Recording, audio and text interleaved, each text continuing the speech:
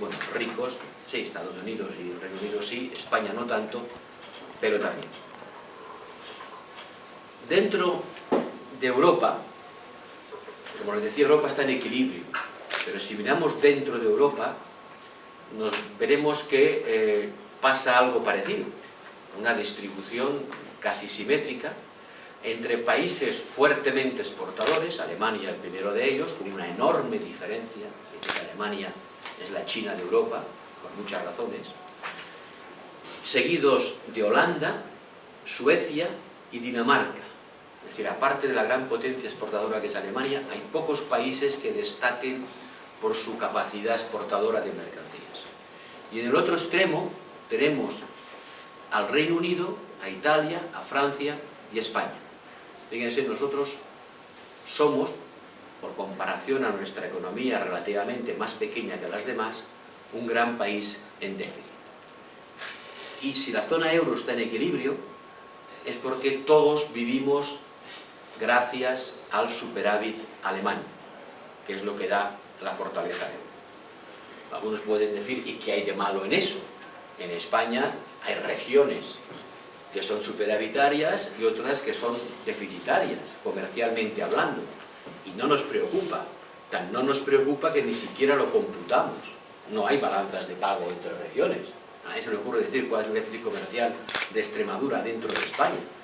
Vemos el déficit comercial español con el exterior. ¿Por qué nos tiene que preocupar que dentro de la zona euro, que tiene una única moneda, haya zonas con superávit y otras con déficit? La respuesta es que las regiones no son todavía un ente político soberano y las naciones en Europa todavía lo son. Y eso tiene enormes consecuencias en los mercados financieros mundiales. Antes de seguir adelante, me gustaría saber un poco si algunas expresiones que voy a utilizar les son familiares, porque si no, va a ser un diálogo de sordos. Si yo les digo, ¿ven la diferencia entre tipo de cambio nominal y tipo de cambio real? ¿Les suena? Si no, díganmelo, porque si no es inútil que utilice la expresión. ¿Entienden qué es el tipo de cambio real? La diferencia del tipo de cambio nominal. Bueno, por si acaso, el tipo de cambio real, el tipo de cambio nominal es, el tipo de cambio del euro con respecto al dólar, es el precio del euro expresado en dólares. ¿Cuántos dólares hay que pagar para tener un euro? El tipo de cambio real del euro con respecto al dólar es cuántas cestas de la compra americanas hay que pagar para comprar una cesta de la compra española. No hay una pizarra, ¿no? Pero si hubiera una pizarra... Pues si me permitís una pequeña... Porque si no, tengo miedo de hablar un poco de relación. El tipo de cambio real, el exchange, es cuántos dólares hay que pagar para tener un euro, ¿no? Precio, tipo de cambio del euro con respecto al dólar, precio del euro expresado en dólares. El tipo de cambio real del euro con respecto al dólar sería el producto del tipo de cambio nominal por el índice de precios en Europa dividido por el índice de precios en Estados Unidos. De manera que si usted tiene dólares, los cambia a euros, compra productos europeos y esto es lo que le cuesta a un americano venir aquí a comprar una cesta de productos europeos. Y esto es lo que le cuesta comprar la misma cesta en Estados Unidos. Por tanto, esto es cuántas cestas reales de bienes americanos hay que pagar para conseguir tener la misma cesta europea. El tipo de cambio nominal se expresa en valores absolutos. El tipo de cambio real, el valor absoluto importa poco, porque como estos son índices de precios, lo importante no es el valor absoluto del índice, sino la relación del índice en Estados Unidos y del índice en Europa. Y es muy importante esta distinción porque, naturalmente, la posición competitiva de un país en la economía mundial no la determina el tipo de cambio nominal, sino el tipo de cambio real.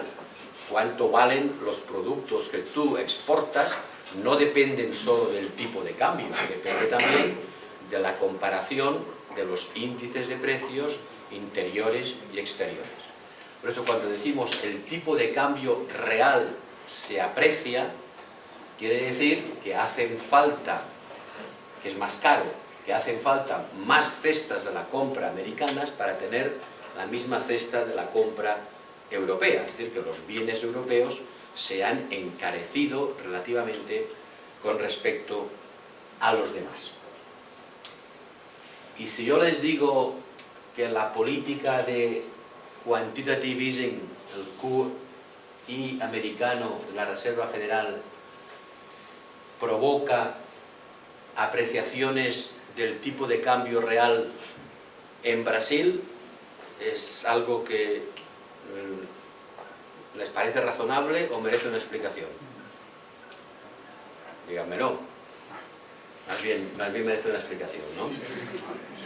Más bien merece una explicación. O sea, la entrada de capitales extranjeros en un país aprecia su tipo de cambio. ¿Eso les parece intuitivamente razonable? Que la entrada de capitales extranjeros en un país aprecia su tipo de cambio. Bueno, ¿qué tipo de cambio? Me preguntarán ustedes, ¿el nominal o el real? Bueno, de entrada aprecia el tipo de cambio nominal, porque cuando entran capitales, lo que están haciendo es que están queriendo comprar la moneda nacional con la moneda extranjera. Si un inversor americano quiere ir a Brasil, tiene que comprar reales brasileños. Aumenta la demanda del real y por lo tanto se aprecia. El tipo de cambio nominal se aprecia. Pero también aprecia el tipo de cambio real, porque la entrada de esos bienes va a aumentar la actividad y el aumento de actividad normalmente va a generar una tensión inflacionista que va a aumentar el índice de precios en Brasil. Luego también tiende a apreciar el tipo de cambio real. Aprecia el nominal de forma casi automática, aprecia el real por una acción diferida sobre los índices de precios. Por eso cuando la Reserva Federal Americana lanza su programa de QE, que es una forma elegante de decir